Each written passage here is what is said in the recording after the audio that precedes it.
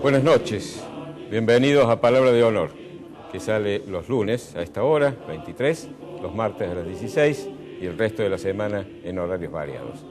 Nuestro invitado de hoy es alguien que ha estado ya en nuestro programa, es el rabino Marcelo Polakov, con quien vamos a conversar sobre este fenómeno que nos enorgullece a los cordobeses, es que aquí haya una convivencia cooperativa y amistosa entre las tres religiones monoteístas, que en otros lugares del mundo no solo no tienen nada en común, sino que están enfrentados y hasta en guerras sangrientas. Sí, en la visita de hoy hemos conseguido con un gran esfuerzo de producción.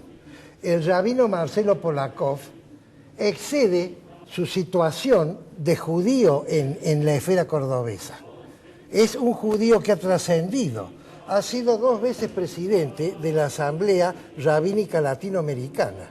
Y excede también su posición de rabino. Es un hombre de consulta, no solo de los judíos, sino de los cristianos, de los islámicos y de la gente de buena voluntad.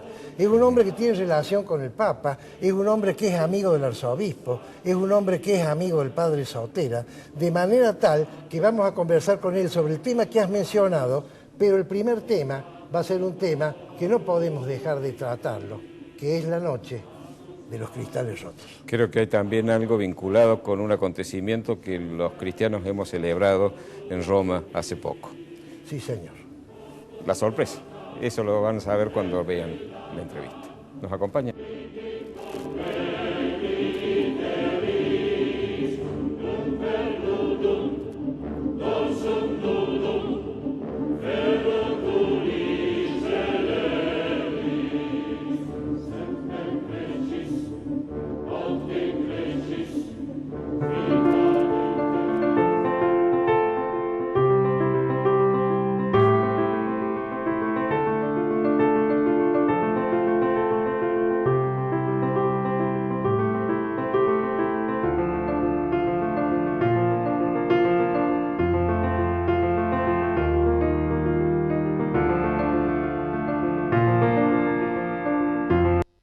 Isaías Goldman, el especialista en aire acondicionado y calefacción. Todas las marcas, todos los productos y sus repuestos con la mejor financiación. Isaías Goldman, el especialista. Bulnes, esquina Pringles, teléfono 589-0033.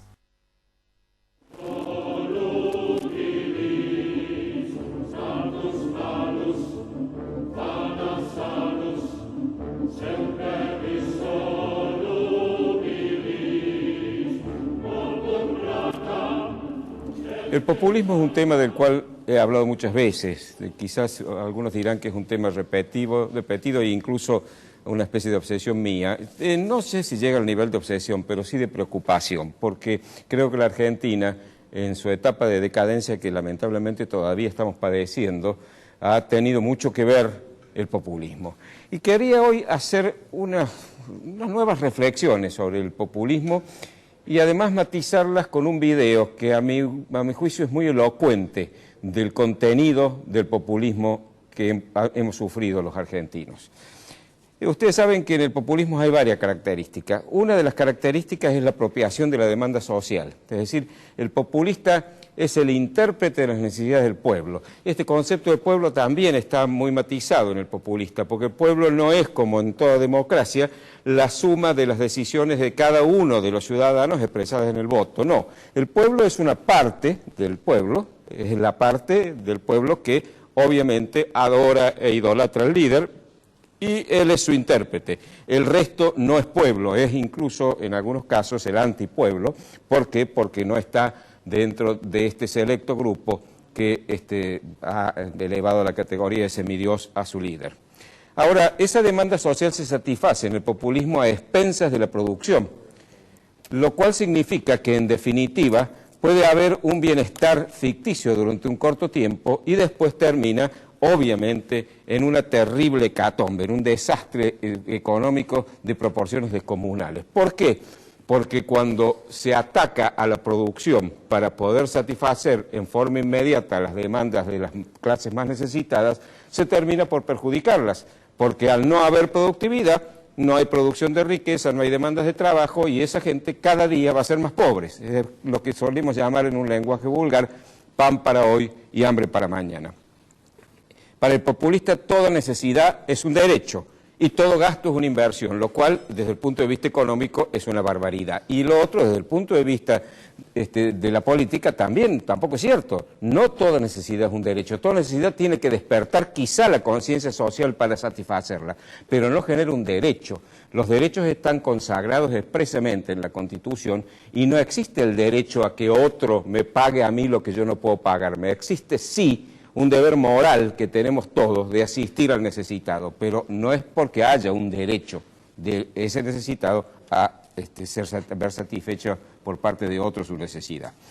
La movilización de las masas es también un fenómeno que al populista le fascina.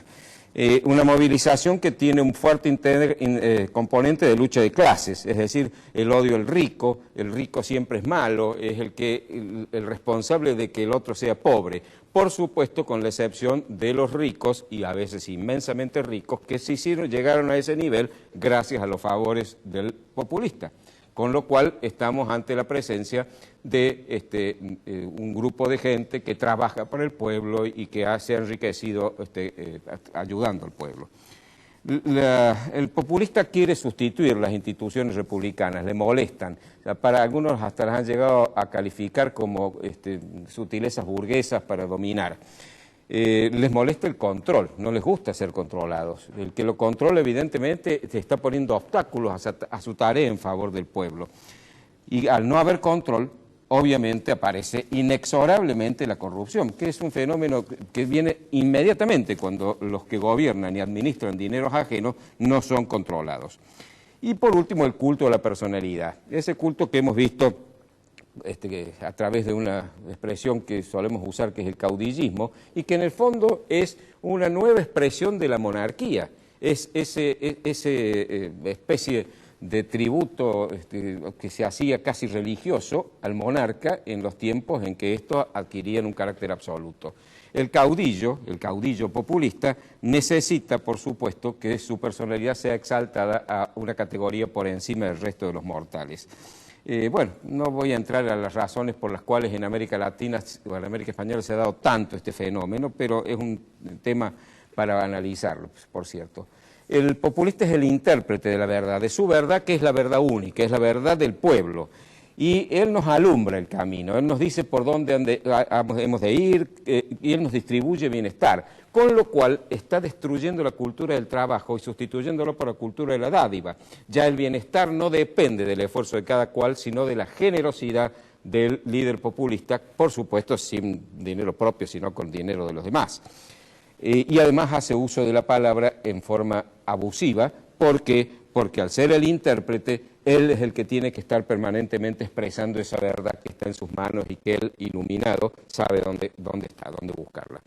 La libertad de expresión le molesta en los demás, porque evidentemente entre esas voces hay algunas que no aplauden lo que él hace y eso para él es inaceptable. Entonces, además se exalta el nacionalismo hasta niveles de fanatismo y de odio al extranjero, al otro. El nazismo y el fascismo han sido un ejemplo muy claro de cómo el populismo exalta este sentimiento de amor a la patria que es sano en un nacionalismo ramplón, xenófobo, chauvinista. El odio en los últimos 80 años es la potencia más poderosa que es los Estados Unidos, que llegó en el caso de Chávez ya una cosa grotesca, por supuesto, es lo mismo en el caso de Castro, etc. Y la sociedad queda dividida, ellos y nosotros. Puede ser de derecha, puede ser de izquierda, puede incluso asumir en cada momento un ropaje que le convenga.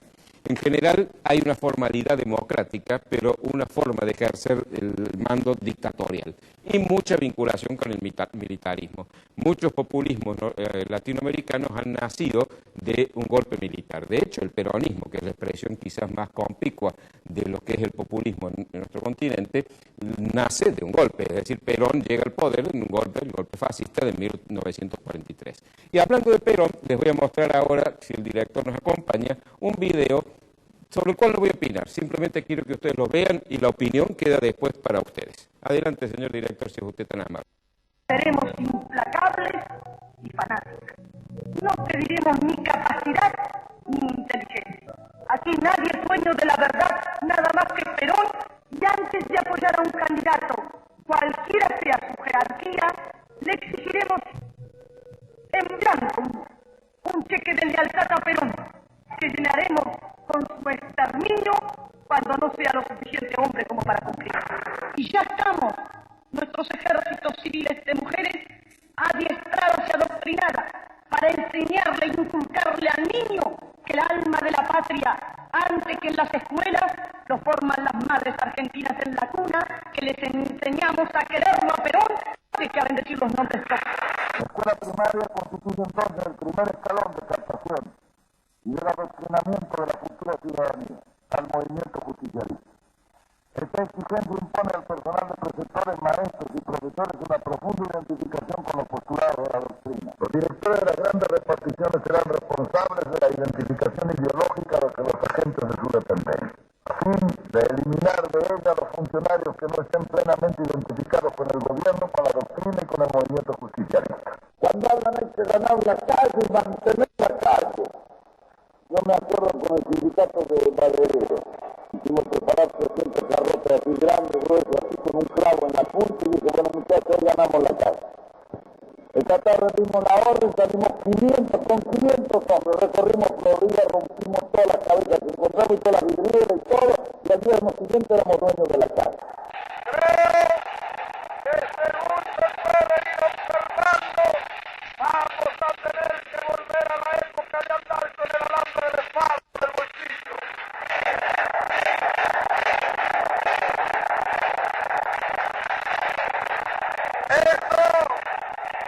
Eso de la leña que ustedes me aconsejan, ¿por qué no empiezan ustedes a darla?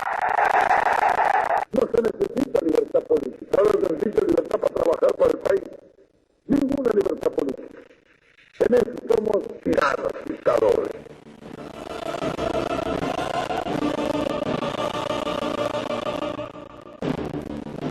Bueno, como les digo, ningún comentario de mi parte, simplemente ustedes sacarán las conclusiones de acuerdo a su criterio. Vamos ahora a la entrevista.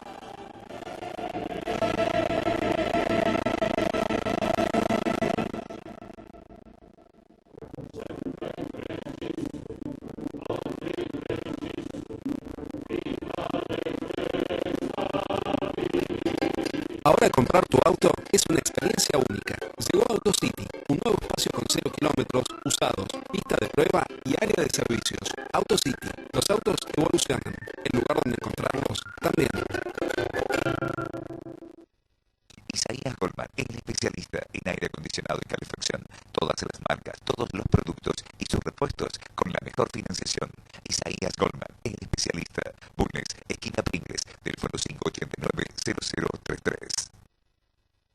Centro Tomografía Computada Córdoba Sociedad Anónima. Instituto Ulton, líder en diagnóstico por imágenes. Primer instituto de cirugía ambulatoria mínimamente invasiva del interior del país. Avenida Blesarfi al 562, Córdoba, Argentina. Teléfono 0351-426-7700.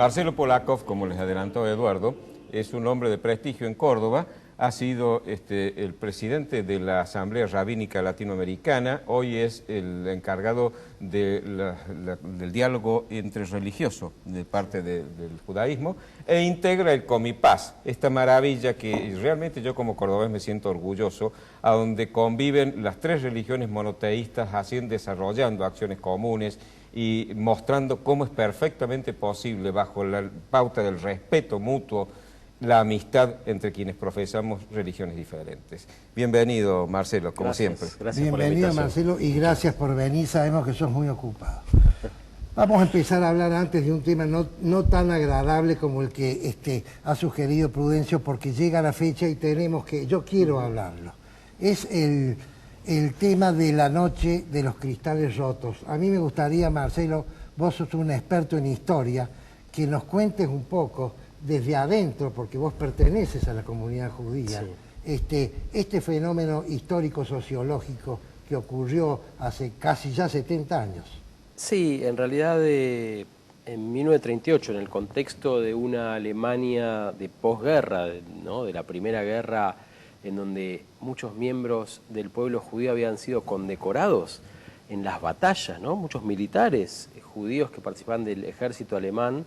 Increíblemente terminó la Primera Guerra y a pesar de la derrota, con sus condecoraciones puestas, fueron víctimas, algunos pocos años después, de una especie de conspiración, teoría conspirativa que empezó a prender en las masas, basadas básicamente en el populismo que hablaba Prudencio hace un ratito, en donde se encontró como chivo expiatorio de los problemas que tuvo Alemania al 0.76% de su población, que ese era el número de los judíos alemanes alrededor de estos años 30. Qué importante debió haber sido para hacerla responsable. Entonces, Marcelo, si te he entendido bien, estos judíos fueron condecorados porque pertenecían al ejército alemán, es decir, eran alemanes. Pero por supuesto, orgullosos. Arriesgaron su vida por Alemania. Por supuesto, como corresponde a cualquiera que vive en un país. Bien, continúa. Que es ciudadano de ese país.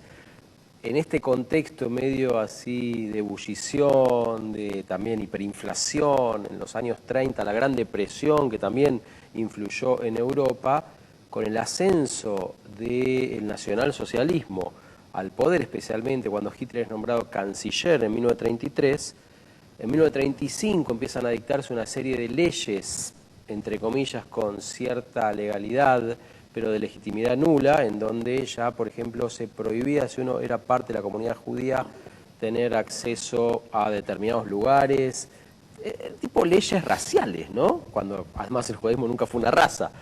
Pero bueno, en ese contexto, en 1938 se utilizó una excusa acerca de una especie de atentado / asesinato en París de un miembro del consulado alemán en manos de un judío a cuyos padres en Polonia habían deportado los nazis,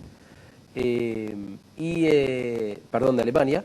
Y bueno, se llama Herschel Grispan, no importa, se utilizó como excusa y el 9 de noviembre a la noche se organizó de manera absolutamente coordinada una especie de bandada de nazis que salieron a matar gente. Hubo aproximadamente entre 90 y 100 víctimas mortales esa noche, 30.000 miembros de la comunidad judía de las 600.000 que en ese momento había en Alemania fueron deportados a campos de concentración que estaban siendo inaugurados, de hecho. ¿Cuántos sobrevivieron a la guerra?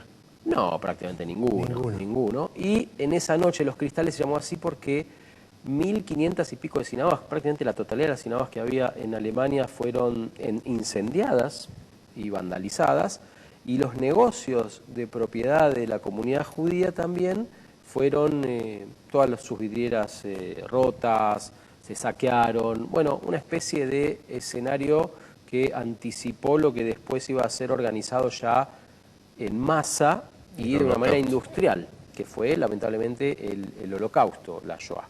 O sea que la Noche de los Cristales marca como una especie de señal, como de alerta, que no se tuvo, y hoy es como considerada el preludio de la destrucción de la judería europea, en donde, bueno, a finales de 1945, prácticamente 6 millones de personas fueron asesinadas por su condición de judía.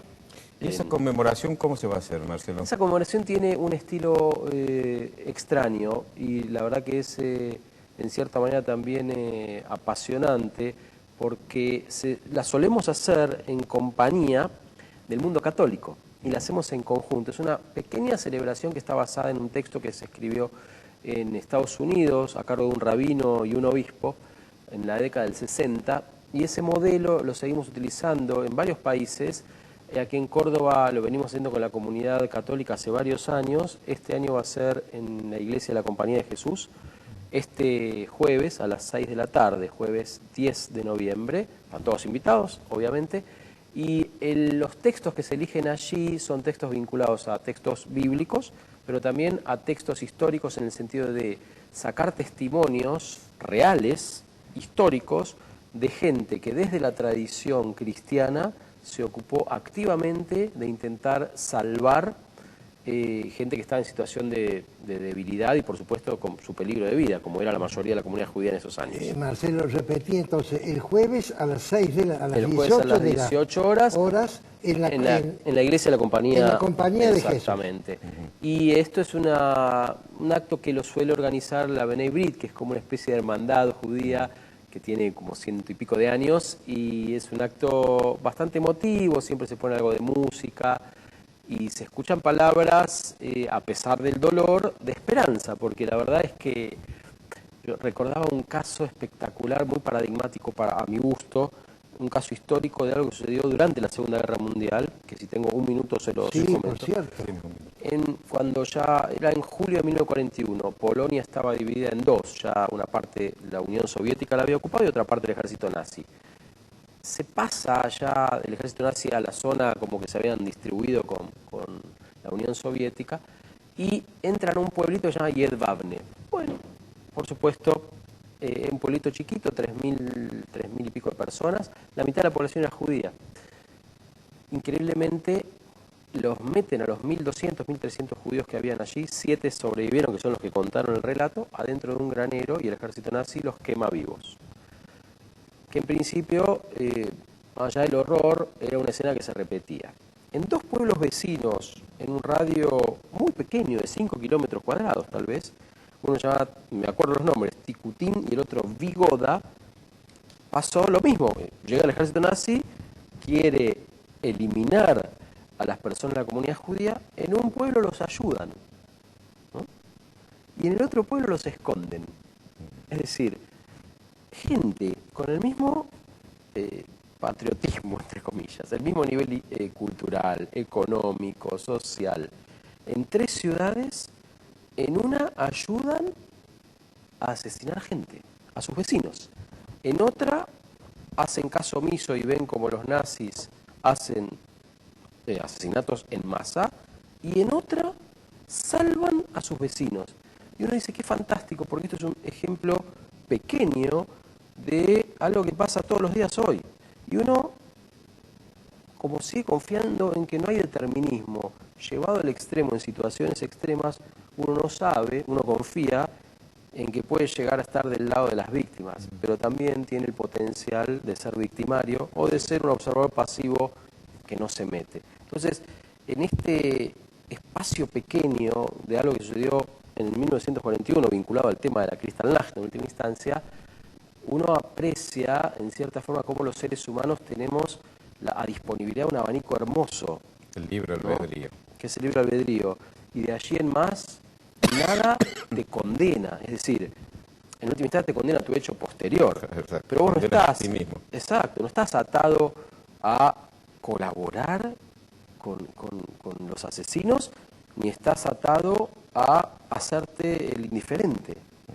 Bueno, uno puede también hacer lo otro, ¿no? Así y la verdad que, bueno, quién sabe qué haremos en situaciones Vamos a así. hacer un pequeño corte, Marcelo, seguimos enseguida.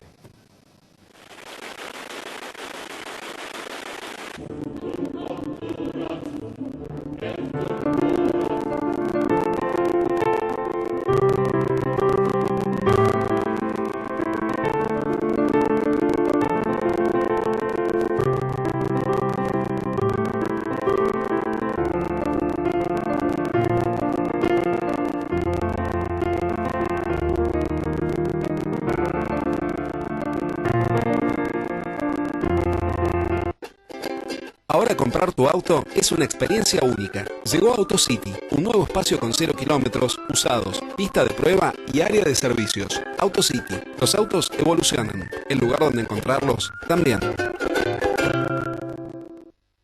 Centro Tomografía Computada Córdoba Sociedad Anónima. Instituto Ulton, líder en diagnóstico por imágenes. Primer instituto de cirugía ambulatoria mínimamente invasiva del interior del país. Avenida Vélez Arfiel 562, Córdoba, Argentina. Teléfono 0351 426 7700. Isaías Goldman, el especialista en aire acondicionado y calefacción. Todas las marcas, todos los productos y sus repuestos con la mejor financiación. Isaías Goldman, el especialista. Bulnes, esquina Pringues, teléfono 589-0033.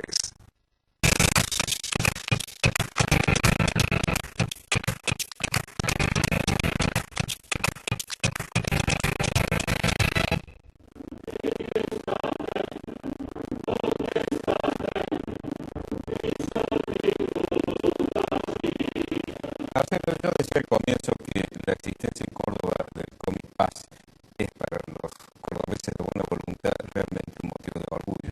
Cómo se puede probar precisamente como lo que decías antes, cómo el hombre puede asumir distintas actitudes ante determinadas circunstancias. Y en Córdoba hemos elegido precisamente la convivencia cooperativa. Yo tengo un recuerdo muy cariñoso de una persona con la cual fui amigo a pesar de la diferencia de edad, que se llamaba Alberto Vélez. Alberto fue el gran impulsor, allí por los años 50, de la creación de una institución de convivencia y cooperación entre judíos y católicos. En un momento difícil, donde el peronismo había asumido algunas actitudes hostiles hacia la población judía. ¿Lo has conocido, Alberto? No. ¿Lo has tenido que hacer? ¿Has oído hablar de él alguna vez? No, hasta hoy no. Bueno, te invito a que lo converses con los que tengan algunos años más y te cuenten lo que hizo Alberto. Estuvo incluso un homenaje que la comunidad judía le rindió en el Museo Genaro Pérez hace ya, antes de muriera, por cierto, hace muchos años, ¿no? Yo creo que ese fenómeno que me decía que incluso cuesta, la vez pasada me decía un amigo nuestro, que cuesta repetirlo en otras ciudades de Argentina, no es fácil que se... No, parece como que no es fácil, eso también tiene que ver con internas propias de cada una de las tradiciones religiosas. Me acuerdo que una vez nos resultó muy extraño de la Cancillería, habrá sido en el año 2007, 2008, por ahí, nos llamaron para que diéramos un seminario en el Palacio San Martín, en la Secretaría de Culto, a ver cómo se podía hacer para, como entre comillas, exportar este modelo del Comipaz a otras provincias argentinas, por supuesto también a Buenos Aires. Y bueno, lo hicimos, pero finalmente no se lo ha puesto, depende de cada liderazgo, no de otra cosa. Una pregunta al rabino. Sí. Cuando yo era chico, antes del concilio, yo nací antes del concilio, las religiones buscaban llevar individuos de otras religiones a su religión, es decir, convertirlos. Era muy importante la actividad del misionero que convertía gente de otras creencias y las llevaba a su religión. ¿Cómo concilia esa, digamos, tradición con la actual posición del Comipaz, donde las tres religiones monoteístas se han dado la mano? Primero, yo te puedo decir en nombre de la tradición judía, nunca fue una tradición misionera.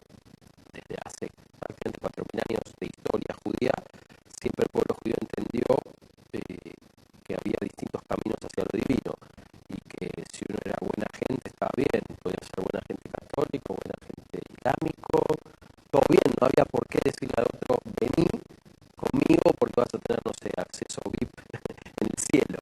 Entonces eso, que era un mensaje y sigue siendo bastante democrático, a veces eso costó sangre, ¿no? Pero bueno, a la larga me parece que en última instancia el Comipaz funciona, el diálogo interreligioso funciona cuando uno acepta con humildad que tiene solo una parte de la verdad. Puede entender todo derecho y que eso lo quiere como transmitir al resto, pero evidentemente cuando uno se sienta en una mesa de diálogo interreligioso, si tiene como agenda oculta convertir al otro, eso no va a funcionar. Y menos si está explícito. Yo creo que nosotros de manera implícita y también explícita aprendimos, ya van 18 años, de Comipaz aquí aprendimos a darnos cuenta y acariciar la idea de lo parcial como un reflejo de lo mejor que ha expresado Dios en su creación. Nada es total.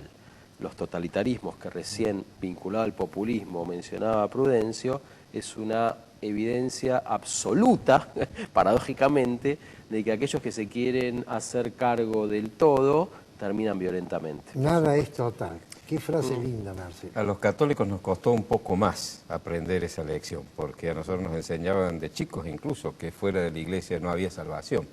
De manera de que hoy ya creo que esto ha cambiado afortunadamente y el respeto y la posibilidad de aceptar de que el camino hacia Dios puede ser distinto del que uno transita, me parece que ha sido un paso importante. Mira, yo creo que en el relato, uno de los relatos más maravillosos, a mi juicio, del texto de la Torá, del texto bíblico, es el relato de los primeros hermanos, o sea, Caín y Abel, que es un relato con una ironía y una sabiduría para mí magistral, porque más allá de que eran hermanos mellizos, ¿no?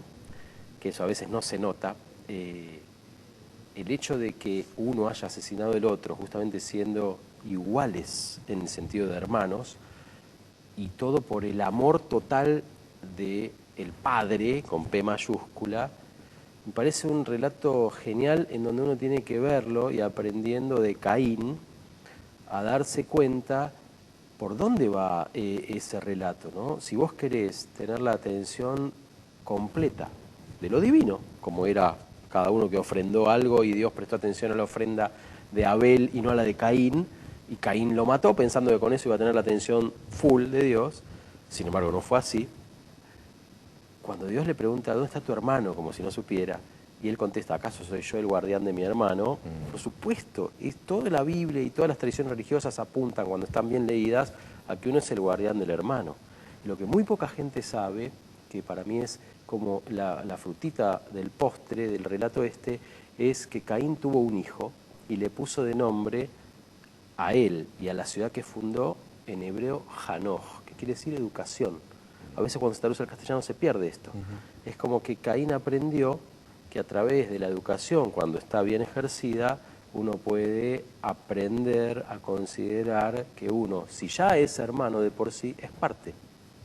Bueno, el Génesis es también para nosotros un texto sagrado. La historia de Caín y Abel la aprendemos desde chicos, así que realmente es muy elocuente y una enseñanza, ¿no? Junto a una enseñanza muy Marcelo, quiero volver un poco, no sé si a la política o a la sociología. Este fenómeno religioso del Comipaz, las tres religiones monoteístas que caminan juntos, sin perder su identidad, pero hacia el mismo objetivo. ¿Vos creés que algún día se va a poder llegar a convertir también en un fenómeno político o por lo menos sociológico, no religioso? Porque yo creo que la única solución del fundamentalismo islámico es que los islámicos sensatos se unen con los otros sensatos y caminen juntos. Bueno, de hecho, queda un minuto. De hecho, el mundo islámico pertenece al Comipaz y tiene la misma voz en este sentido de moderación que el resto de las tradiciones. Nadie escapa al fundamentalismo, ninguna tradición. Hoy, lamentablemente, la que está como más copada por estos mensajes extremistas, hoy en este contexto, es el mundo islámico. Nosotros tenemos que ayudar al mundo justamente del Islam a cada vez a callar, ¿no? A dejar con menos espacio y menos poder las voces que pregonan la violencia y el fanatismo, y hacer que las voces del mundo islámico más moderado sean las que tengan prevalencia. De hecho, bueno, también en ese sentido tratamos de ayudar a algo que, por supuesto, que depende más que nada del mundo islámico, pero aquí la tarea, bueno, de la sociedad árabe islámica es maravillosa en este sentido. Lamentablemente el tiempo no nos deja, pero la sorpresa que yo había anunciado la vamos a tener que dejar para otro momento, que tenía que ver con el nuevo santo argentino, el primer santo nacido en Córdoba. Bueno, les dejamos el video para que lo pasen con la canción que le regaló la comunidad judía. Exactamente eso, la comunidad judía nos ha regalado una canción alusiva al cura Brochero, a San Gabriel Brochero. Es realmente muy interesante para un católico escuchar estos conceptos de un rabino, porque lo escuchamos desde otra óptica, Marcelo. Quizás vos hablas todos los días de esto, pero nosotros, yo la primera vez que escucho muchos conceptos que has dicho vos hoy. Te agradezco profundamente porque sé que has dejado otras actividades para poder venir a nuestro programa. Gracias por la invitación.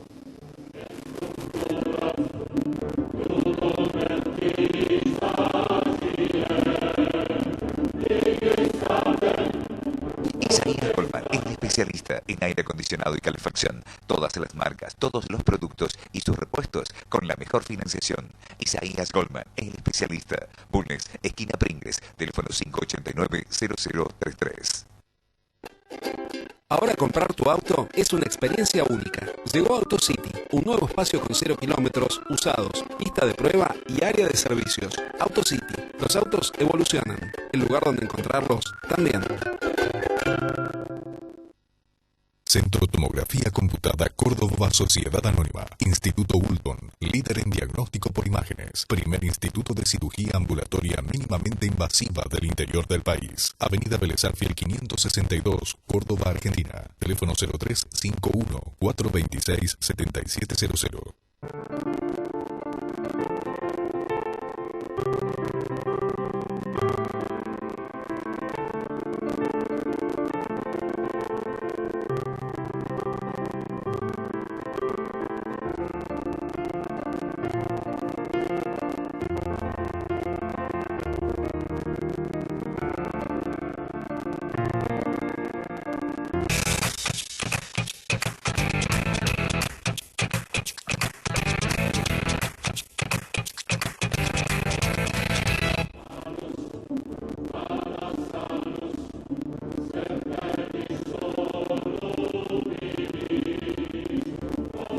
Mariano Grondona siempre hablaba de los avisos parroquiales. Voy a pasar uno muy brevemente.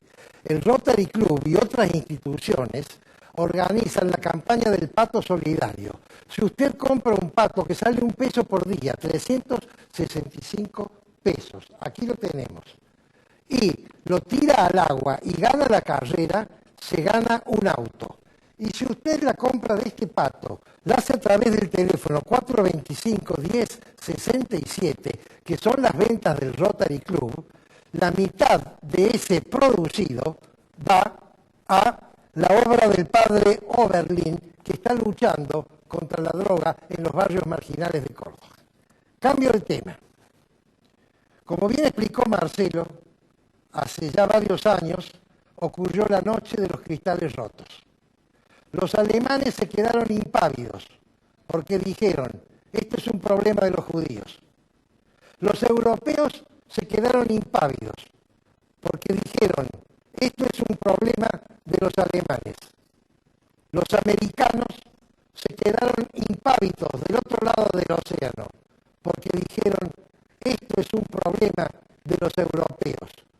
Todos ignoraron que era un problema de la humanidad. Y como ignoraron eso, pocos años después ocurrió la hecatombe más terrible que ha sufrido la humanidad, que fue la Segunda Guerra Mundial, Holocausto incluido. Me voy a referir a eso en mi romance de los cristales rotos. La noche de los cristales rotos llevo en mi recuerdo. Pues si el perdón ennoblece a un individuo o a un pueblo, quitando el odio que tiene siempre pernicioso efecto, el olvido por contrario determina que un suceso deje de haber sucedido si ya no hay memoria de ello. La noche de los cristales rotos llevo en mi recuerdo. En 1938, el 10 de noviembre advierto que el Tercer Reich mostró al mundo su semblante más abyecto y el mundo miró a otro lado con impertérrito gesto. ¿A dónde vas, Alemania, otrora grandioso imperio que sobresalió por siglos en todos los estamentos?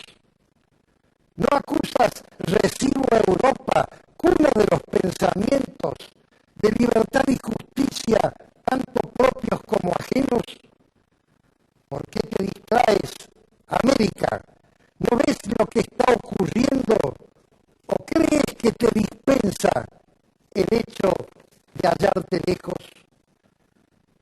noche de los cristales rotos llevo en mi recuerdo. Cuando los camisas pardas rompieron vidrios, espejos, vitrinas y escaparates de los comercios aquellos cuyos propietarios eran, de acuerdo al mendaz criterio que formulaba el nazismo, más que alemanes, hebreos.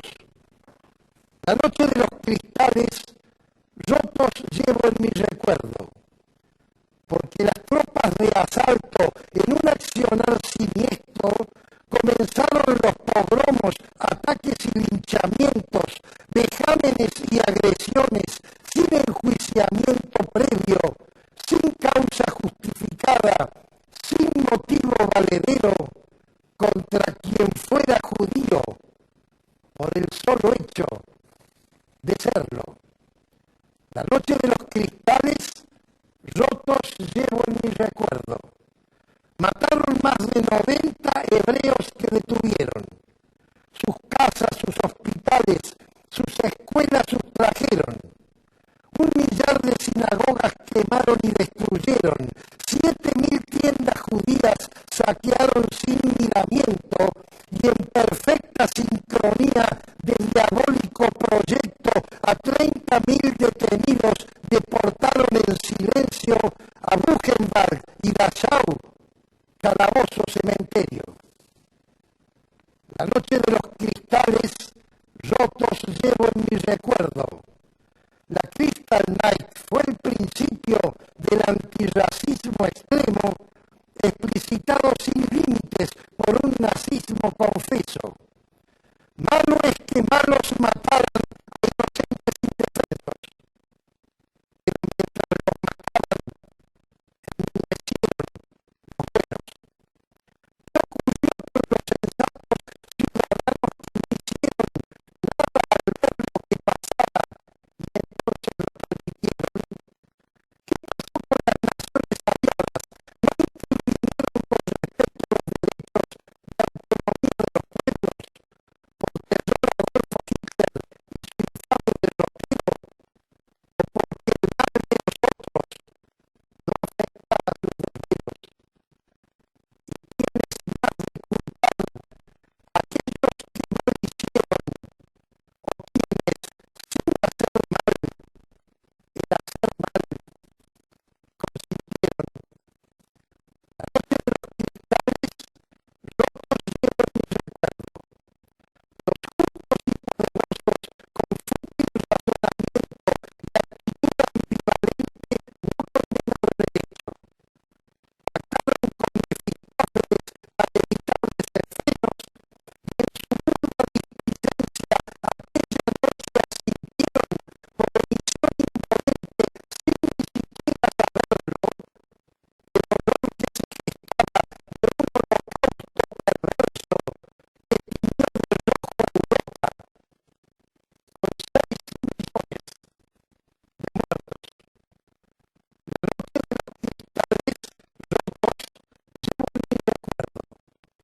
El maléfico nazismo tiene mi rechazo eterno. Extiendo mi mano amiga a quienes tienen sincero y decidido propósito de reparar el mal hecho. Perdono, pues perdonando elimino el odio y pido, por sobre todas las cosas, amor en el tiempo nuevo. Y sin embargo no olvido, porque si olvido no puedo mantener por siempre vivos a nuestros hermanos muertos esa fatídica noche de tan desgraciado evento que en virtud de la memoria viven en nuestro recuerdo. Muchas gracias.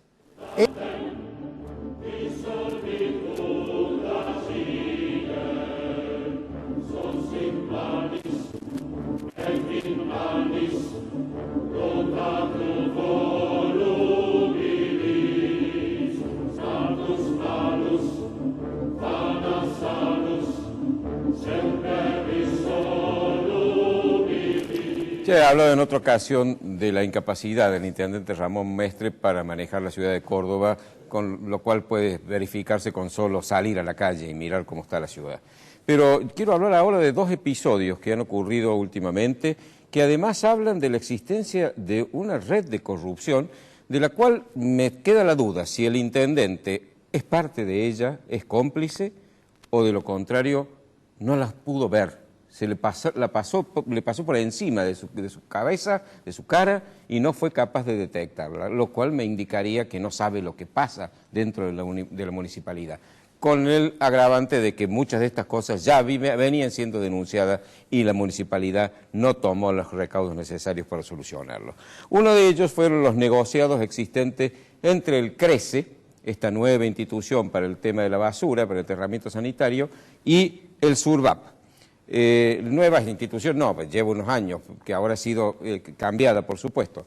El SURVAP es el sindicato de los recolectores, peleado, desprendido del sindicato de camioneros, una guerra sindical brutal entre ellos, y el fiscal anticorrupción ha hecho una denuncia de que hay dos empresas que están trabajando para CRECE y para el sistema de recolección de residuos y enterramiento sanitario y para el ESOP, que se llaman Crates e IGEA, y que esas empresas han sido fundadas por Agustín Catrambone, un joven de 18 años que es vocal del SURVAP y es hijo de Pascual Catrambone, que es el segundo del SURVAP, porque ocupa allí el cargo de secretario del Interior y es además director del CRECE y vicepresidente de la mutual del gremio. Y además ahora ha sido nombrado director titular de Colmecor, esta nueva entidad que ha creado el intendente Mestre. Este joven de 18 años, por supuesto, hombre que está aquí puesto por su padre, maneja estas dos empresas. En el caso, por ejemplo, de Crates, que hace negocios con CRECE, con LUSA, con Cotreco, con el ESOP, etc., se contrata consigo mismo, porque es el comprador y el vendedor a la vez. El Crates es una constructora que no tiene empleados, no tiene ningún empleado, tiene sí para un patrimonio, entre ellos, por ejemplo, un Audi Coupé 3.2. Y tiene un contrato con CRECE para trasladar tierra desde el enterramiento de Piedras Blancas, que es el que se va a abandonar, a Potrero del Estado. Consiguió ese contrato en el año 2015 porque el anterior adjudicatario, que era la empresa Federico Sociedad Anónimo, lo abandonó porque dijo sorpresivamente que no era rentable. Entonces se hizo cargo CRECE. Y GISE vende insumos y le ha vendido insumos, por supuesto, a todas estas empresas, ¿no? Y hay una acusación y una demostración probada de que había direccionamiento de estas compras y para llevar los contratos hacia esta empresa de la familia Catrambone. Y obligaban a los empleados a buscar listas de precios de otras empresas para luego pasárselas a la empresa IGS y poder ganar las licitaciones o por lo menos ganar el contrato. El solo hecho de la existencia todavía de CRECE, se llama CRECE residual, es de por sí un absurdo, porque lo único que hace es el enterramiento sanitario, pero para ello tiene todavía una estructura como si estuviera haciendo prácticamente todas las funciones que antes cumplía. Su flota fue transferida totalmente a LUSA y a Cotreco, y 300 empleados fueron transferidos al ESOP, pero por supuesto, cuando fueron transferidos, recibieron suculentas indemnizaciones. ¿Por qué? Porque cambiaban de trabajo, lo cual nos ha costado a los contribuyentes de Córdoba una enorme cantidad, que ya me voy a referir enseguida, por este regalo que Mestre le hizo, subsidios por haber sido transferidos de su trabajo. Los sueldos de los directivos de CRECE, esta empresa ya casi inexistente, son también suculentos. Fíjense que en el 2014 la empresa nos costó 45 millones de pesos y en el 2015 135 millones, es decir, en el lugar de irse achicando CRECE residual, va gastando cada vez más. Y el subsidio nos costó de 80 millones en el 2014 a 228 millones en el 2015. El denunciante de todo este negociado es un empleado de CRECE que por supuesto fue expulsado. Es decir, la municipalidad se solidarizó con la familia Catrambone y con los que estaban llevando adelante este negocio. Los lazos familiares en el sindicalismo son muy conocidos. El caso de los Moyano es grave. Por ejemplo, Hugo Moyano tiene varios hijos, Facundo es diputado, Pablo Moyano heredó como un monarca, como un príncipe, la secretaría del sindicato de camioneros, y ambos están denunciados por estafa en la mutual. Las mutuales de las obras sociales sabemos que son la caja negra por la cual muchos sindicalistas se han hecho multimillonarios. Hugo Moyano está denunciado de ser el comprador y el dueño de OCA, aquella empresa que fue de Yabram, una empresa que ya con la desaparición casi del correo postal no puede ser rentable, y sin embargo es el mayor empleador de la Argentina y factura 4.000 millones de pesos al año. El presidente se llama Patricio Farcu, que obviamente la denuncia es que es un testaferro de Moyano. Y además está denunciado por tráfico de drogas, porque claro, transportes es muy fácil. Como no son transportes aparentemente postales, la denuncia dice que transportan droga. Ya en 1989 las oficinas de Moyano habían sido allanadas y se encontró droga. Él dijo que se la habían puesto, y etcétera, etcétera, ¿no? Por supuesto quedó en la nada, se arregló todo. También el culto de la personalidad del que yo hablaba en la editorial se da también en el sindicalismo. Fíjense que la base de CRECE en el Parque Sarmiento, una base de una institución municipal, ahora en manos del ESOP, se llama Mauricio Saillén, que es el secretario general del SURBAC. Y un merendero que hay en Villa Libertador, que le hizo la Juventud Sindical Peronista, cuyo presidente es Franco Saillén, por supuesto diputado e hijo de Mauricio, se llama Copa de Leche Pascual Vicente Catrambone. Además está Juan Saillén, otro hijo, que es el líder de la CGT, Rodríguez Peña. Mauricio Saillén y Catrambone además están imputados por el mismo fiscal anticorrupción, fueron imputados en mayo, por usura habitual y administración fraudulenta reiterada en concurso real, por la concesión de préstamos y manejo de dinero de la mutual sindical. Por supuesto, esta causa, desde mayo hasta ahora, no hemos tenido noticias de que la justicia se haya ocupado de moverla. El contubernio del ESOP con los sindicalistas es más que evidente. ESOP absorbió 1.000 empleados de Luz y Cotreco, les decía antes, se transfirieron de esas dos empresas a la nueva, al ESOP, y 300 de CRECE residual. Y como les decía, se los indemnizó, nos costó 150 millones de pesos a los contribuyentes, y ya había ocurrido lo mismo, fueron indemnizados cuando en 2008 pasaron de Cliva a CRECE. Es decir, estamos pagándoles, regalándoles porque cambian de trabajo, no porque se queden sin trabajo, porque pasan de un trabajo a otro, los contribuyentes de Córdoba le hacemos estos regalos. El ESOP, que fue inventado por Mestre para eludir licitaciones y el control del Tribunal de Cuentas, ya ha cedido ante el gremio. Al comienzo, la propuesta, el proyecto de ordenanza del ESOP que Mestre presentó ante el Consejo Deliberante, por la presión del SUOEM, Mestre lo modificó y terminó acordando con ellos. A este negociado, que es escandaloso y que esperemos que realmente la justicia esta vez actúe, se suma otro que ha tomado también mucho todo público, que es un negociado terrible en el cementerio de San Vicente. Hay una mafia que está integrada por empleados de San Vicente, algunos de ellos incluso delegados gremiales, que ha sido denunciada por una empleada que por supuesto ha sido amenazada de muerte y la han llevado al padre de la Mónaca. Pues cuando se sabe esto, la municipalidad suspende a 6 empleados que estaban involucrados en este negocio de cremación ilegal de cadáveres y de una serie de alteraciones y de irregularidades con montos importantes. Suspende a estos 6 empleados, pero la presión del sindicato hace que en lugar de suspenderlos levanten la suspensión y los trasladen. Es decir, un intendente que está cediendo permanentemente a las presiones del gremio, aun cuando hay actos de corrupción públicos y escandalosos. Creo que realmente el señor Mestre, lo he dicho ya más de una vez, al señor Mestre de la ciudad de Córdoba le queda muy grande. O no tiene la capacidad, o no tiene ganas de hacerlo, o de estar dedicándose a otras cosas que no son precisamente poner la ciudad en condiciones. Yo le vuelvo a pedir que reflexione seriamente acerca de la conveniencia de dejar su cargo y que se haga cargo otra persona que tenga ganas de trabajar, honrada, y realmente que se ocupe de que Córdoba salga de este pozo en el cual está, no hace solo 5 años que gobierna, sino desde antes, pero que en los últimos 5 años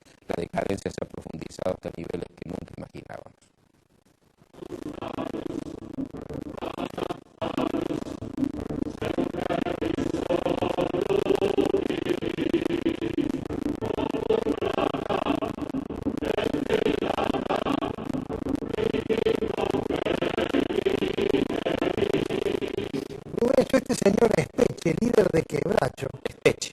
¿Esteche o Espeche? Esteche. Esteche ha dicho que si algún juez osa juzgarla a Cristina, puede haber muertos. ¿Eso no es apología del delito? Sí, incitación a la violencia incluso podría ser también. Yo creo que, bueno, en la Argentina sabemos que todas estas cosas son delitos. Si no se persiguen los grandes delitos, los escándalos de corrupción, ¿qué vamos a pensar que la justicia va a ocuparse de estas cosas? Ahí están, dueños de la calle, y nos han convertido todos nosotros en verdaderos rehenes. Bueno, esperemos que el habitante de Córdoba, el habitante de la provincia de Córdoba,